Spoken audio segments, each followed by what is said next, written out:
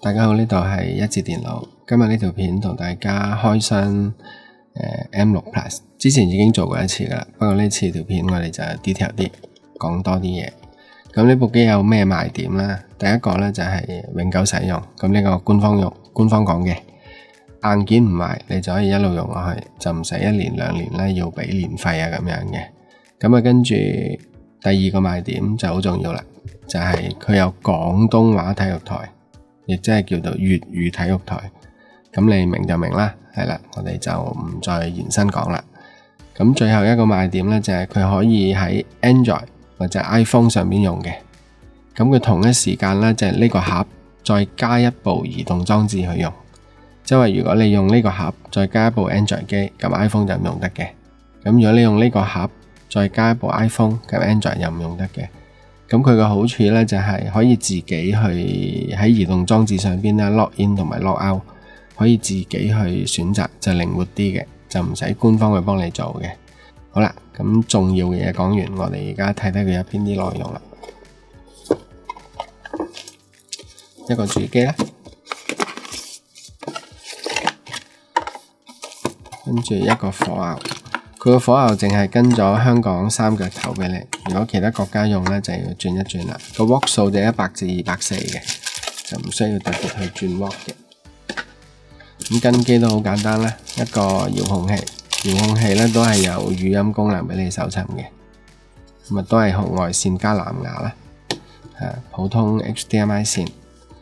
火牛嘅接駁亦都非常簡單，就咁樣拍埋。佢就唔係用 Type C 嘅都係用翻圓嘴，呢度有個扣，撳住就可以甩一甩出嚟啦。咁啊，跟住睇一部主機同之前 M6 唔同啦。喺外觀上邊基本就睇唔到嘅。我哋睇後邊呢，佢有個 M6 Plus 嘅 label 嘅。咁啊，跟住都話俾你聽，唔可以喺大陸用啦。係啦，後邊就一個火牛頭、HDMI、LAN port、光纖，呢個係 AV 複合線嚟嘅，唔係插耳機嘅嚇。跟住呢個有一個 USB 3.0、2.0 同埋一個 TF 卡啦。前邊就有 LED 時間顯示嘅。咁基本就咁多嘢。咁下邊我哋接駁嗰部機同大家講講。好啦，咁我哋而家接駁翻部機俾大家睇睇。首先後邊呢，我哋就要插 HDMI 線啦，跟住呢個就係插火牛啦。咁你如果行 WiFi 就唔需要插上網線嘅。咁我哋 demo 緊，我哋同大家插條線睇睇，一條 HDMI 線，咁啊跟住一個火牛。嗱，我哋而家插條上網線，嗱，咁就插好咗啦。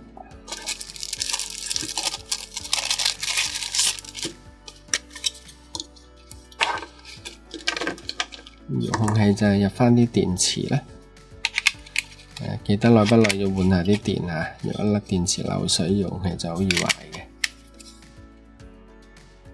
着咗機之後，呢度配對一定要做嘅。好多朋友話嘅遙控好難撳啊，成日都撳唔到，移歪少少撳唔到，因為遙控器係紅外線加藍牙嘅。如果你咁樣撳到佢呢，只係代表你用緊紅外線，你移歪少少撳唔到呢，就係因為個藍牙你冇接駁，藍牙唔接駁，除咗用起嚟難用啲之外，你呢個咪嘅功能都用唔到嘅，所以一定要做翻個藍牙配對。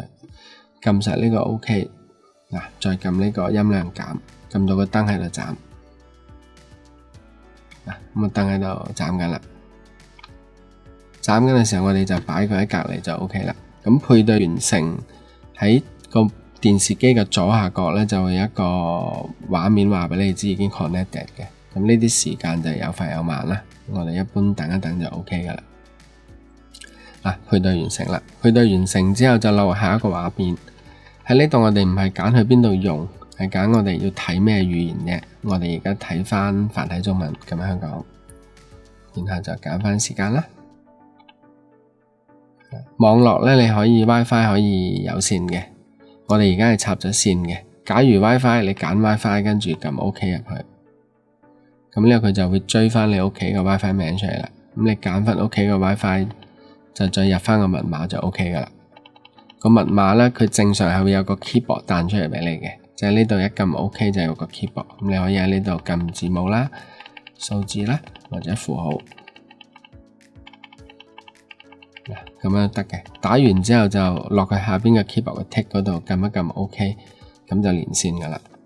佢係支援 WiFi 6嘅。咁啊，跟住我哋用有線測試俾大家睇。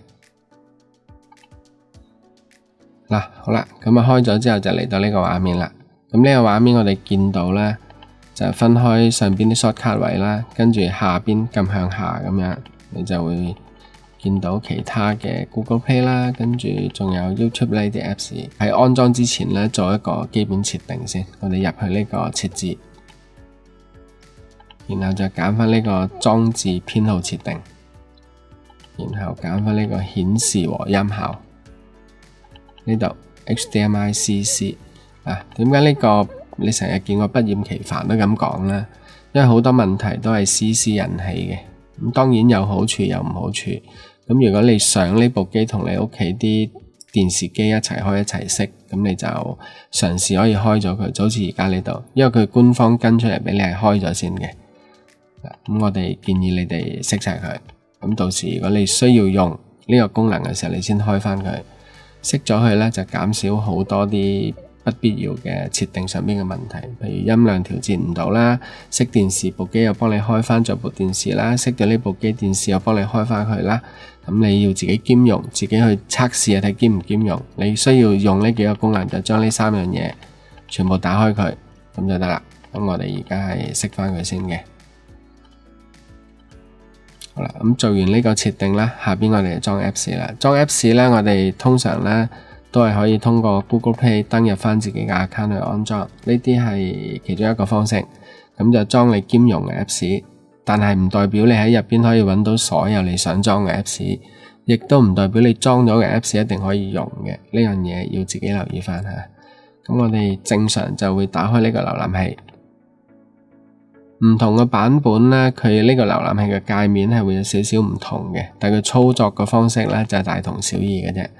咁我哋移入去，跟住就撳一撳 OK， 就有個 keyboard 走出嚟。撳落呢個位置，地球呢度，你就可以轉換一個中英文 keyboard 出嚟啦。咁可以轉字母啦，就轉翻符號啦，跟住係啦，或者轉其他方式嘅 keyboard。咁我哋而家輸入我哋個安裝網址。咁呢啲網址喺網上面你都可以揾得到嘅，search 就得噶啦。當你打咗116就會有得俾你選擇噶啦。咁我哋揀翻下邊呢個，或者你全部打完都得嘅。打完之後打開就會出現一個安裝畫面。咁呢度有好多唔同嘅 Apps 啦。咁我哋唔係話全部都裝晒佢嘅，主要呢就係揀翻呢個 MiuTV 2撳入去就安裝啦。下邊呢仲有個 XO 啦，呢個開心台。開心台嘅密碼係自己定嘅，你打開之後第一次就要你定密碼嘅，再撳落去就安裝。呢一個呢就係 KTV 啦，都係有翻 K 歌嘅功能俾你嘅，咁都係上網幫你揾歌，咁你自己需要就可以裝埋佢。咁啊，跟住呢個 SmartTube 啦，SmartTube 呢就係冇廣告嘅 YouTube， 咁我哋撳一撳，咁就裝埋佢。下邊呢度仲有好多呢，其實都唔使去理佢噶啦，你就裝翻頭先我哋同你講嗰幾個就可以測試到呢部機嘅大部分嘅功能噶啦。喺安裝嘅過程上邊頂嗰度有個圓圈100%，你見到佢離開咗之後就表示我哋裝完啦。裝完撳返回走翻轉頭。咁你喺呢個位置就未見到你 Apps 嘅，但你撳下呢，你就見翻啦。頭先我哋裝咗呢個同埋呢個 SmartTube， 咁我哋翻上邊頂，喺呢啲位置呢，就 shortcut 位，我哋撳加號，打個 tick 俾佢，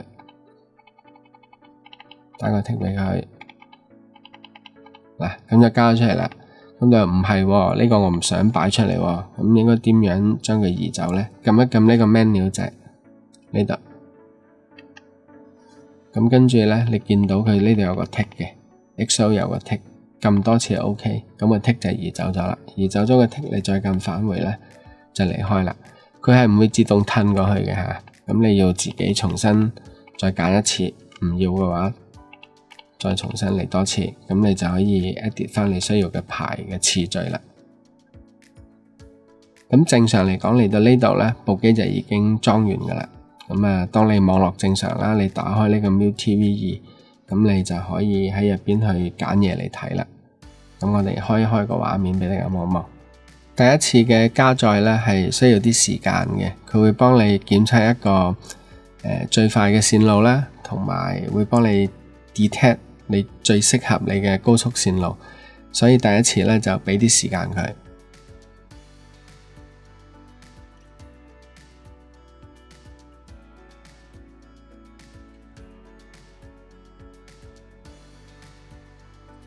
嗱，咁啊揀完啦。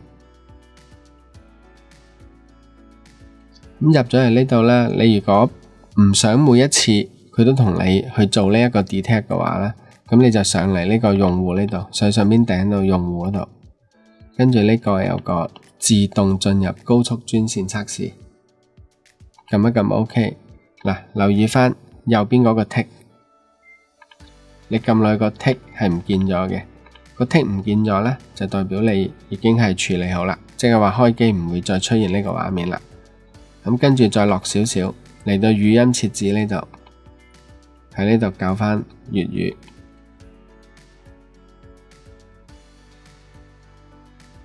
咁正常我哋嘅畫面就處理完成噶啦。咁你想睇啲咩內容就入翻去相應嘅分類就得啦。今日條片呢就嚟到呢度啦，拜拜。